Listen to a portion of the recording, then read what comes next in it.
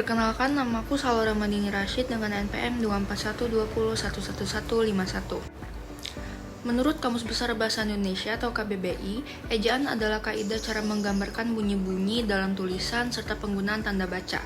Penjelasan itu mengandung pengertian bahwa ejaan hanya terkait dengan tata tulis yang meliputi pemakaian huruf, penulisan kata, termasuk penulisan kata atau istilah serapan, dan pemakaian tanda baca. Dalam ejaan tidak terdapat kaidah pemilihan kata atau penyusunan kata. Selanjutnya, ejaan yang pernah berlaku dalam bahasa Indonesia. Sejak bahasa Indonesia masih bernama bahasa Melayu, sudah ada ejaan yang berlaku. Sesuai dengan nama penulisannya, ejaan yang berlaku pada zaman Belanda itu bernama ejaan Van op Huijsen. Ejaan yang mulai berlaku sejak tahun 1901 itu terdapat dalam kitab Logat Melaju. Setelah Indonesia merdeka, disusunlah ejaan baru yang merupakan perbaikan ejaan Van op Huijsen. Ejaan itu diberi nama ejaan Republik atau ejaan Soandi. Tampaknya, pemilihan nama ejaan Republik dikaitkan dengan peristiwa sejarah kemerdekaan negara kita. Dan pemilihan nama ejaan Soandi dikaitkan dengan Menteri Pendidikan dan Kebudayaan waktu itu. Selanjutnya, ejaan dan transliterasi. Persamaannya adalah bahwa baik pedoman ejaan maupun pedoman transliterasi sama-sama mengatur cara penulisan dengan huruf Latin. Perbedaannya bahwa ejaan Indonesia mengatur tata cara penulisan. Selanjutnya, pemakaian huruf dalam bahasa Indonesia. Huruf yang digunakan dalam bahasa Indonesia dibedakan menjadi dua, yaitu konsonan dan huruf vokal. Jumlah huruf konsonan ada 26 huruf dan huruf vokal ada 5 huruf. Di samping itu, terdapat 3 diftong, yaitu AI, AU, dan OI. Dan 4 gabungan huruf konsonan, yaitu KH, ENG, NY, dan SY. Di samping ini diberikan contoh kata yang tidak baku karena menggunakan gabungan huruf konsonan dan yang baku.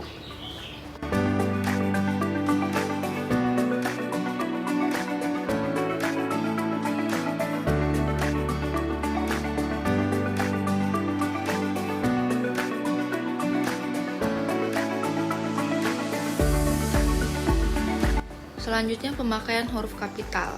Di bawah ini ditunjukkan pemakaian huruf kapital yang salah dan yang benar, seperti contohnya sarjana ekonomi atau SE. Penulisan yang salah ada di sebelah kiri dan yang benar ada di sebelah kanan.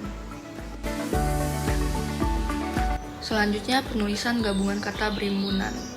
Gabungan kata itu terdiri atas dua unsur atau dua kata yang tidak terikat. Oleh karena itu, tulisannya dipisah untuk menentukan gabungan kata seperti itu. Ditulis terpisah atau serangkai, dapat ditambah imbuhan pada setiap unsur golongan kata itu. Selanjutnya ada penulisan kata depan. Ada dua cara untuk menentukan penulisan kata depan. Yang pertama, kata depan di mempunyai pasangan ke dan dari.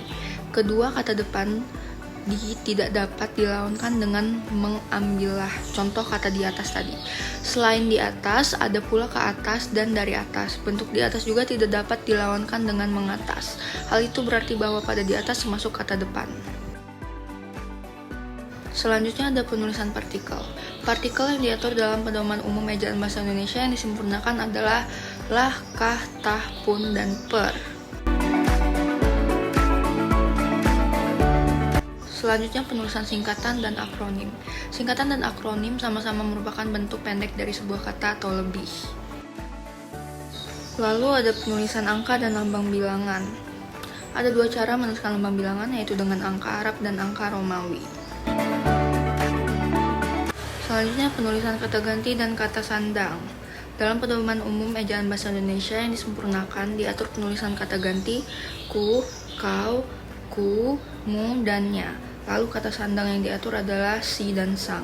Penulisan kata ganti ku atau proklitik atau terletak di depan dan ku n atau enlitik atau terletak di akhir tidak menimbulkan masalah dalam penulisannya. Pemakaian tanda baca. Tanda titik. Penerapan kaidah tanda titik tidak banyak menimbulkan masalah selain yang dibahas pada penulisan singkatan atau akronim. Namun ada kesalahan yang masih sering ditemukan, yaitu penggunaan tanda titik pada akhir penomoran yang lebih dari satu angka dan digunakan pada angka atau huruf yang sudah menggunakan tanda kurung. Selanjutnya, tanda koma. Salah satu kaidah tanda koma menyatakan bahwa tanda koma tidak dipakai untuk memisahkan induk kalimat dengan anak kalimat jika induk kalimat mendahului anak kalimat atau anak kalimat mengiringi induk kalimat. Selanjutnya, tanda titik koma. Ada dua hal penting yang perlu diperhatikan sehubungan dengan kaidah pemakaian tanda titik koma, seperti yang di atas. Selanjutnya, tanda titik 2. Bagaimana yang benar menurut kaidahnya? Kaidahnya berbunyi begini. Tanda titik 2 dapat dipakai pada akhir suatu pernyataan lengkap jika diikuti rangkaian atau pemerian. Ada 3 hal penting yang perlu diperhatikan dalam memahami kaidah itu. Selanjutnya, tanda pisah. Pada umumnya orang menulis sampai dengan hubung seperti pada contoh 1 dan 2. Penulisan seperti itu salah, seharusnya tanda baca yang digunakan adalah tanda pisah bukan tanda hubung, sehingga perbaikannya menjadi seperti berikut. Selanjutnya ada tanda tanya. Kaidah tanda tanya hanya ada 2. Yang pertama digunakan pada akhir kalimat, dan yang kedua digunakan untuk menandai bagian kalimat yang diragukan. Selanjutnya tanda seru. Tanda seru digunakan untuk ungkapan atau pernyataan berupa seruan atau perintah yang menggambarkan kesungguhan, ketidakpercayaan, atau emosi yang kuat. Selanjutnya tanda elipsis. Tanda elipsis digunakan untuk menandai kalimat yang terputus-putus atau bagian kalimat yang dihilangkan. Selanjutnya tanda petik. Tanda petik dalam ejaan ini yang dimaksud adalah tanda petik 2 sehingga tanda petik 1 disebut tanda petik tunggal. Selanjutnya tanda kurung. Pada umumnya tanda kurung hanya dipahami untuk mengaplik keterangan tambahan atau penjelas.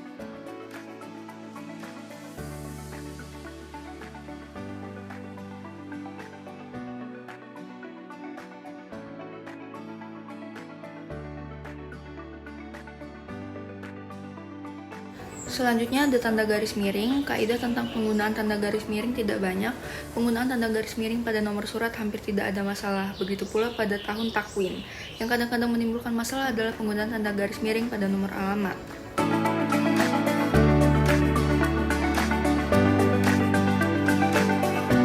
Selanjutnya tanda apostrof. Kaidah tanda penyingkat atau apostrof hanya satu, yaitu bahwa tanda apostrof digunakan untuk menunjukkan bagian kata atau bagian angka tahun yang dihilangkan. Penulisan unsur serapan. Pengertiannya, yang dimaksud dengan unsur serapan adalah kata atau istilah yang berasal dari bahasa daerah atau bahasa asing. Kita tahu bahwa bahasa Indonesia berasal dari bahasa Melayu, diperkaya oleh bahasa daerah dan bahasa asing. Hal itu wajar karena semua bahasa akan dipengaruhi oleh bahasa lain selama itu masih dipakai sebagai alat komunikasi.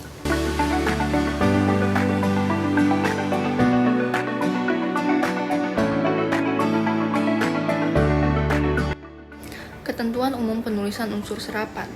Dalam Pedoman Umum Ejaan Bahasa Indonesia yang disempurnakan, kaidah penulisan unsur serapan diatur dalam bab tersendiri. Pengelompokan unsur serapan. Pada kenyataan peng-Indonesia, kata atau istilah asing, terutama dalam bahasa Inggris, sekurang-kurangnya dapat dibedakan menjadi 3 kelompok, seperti yang di atas.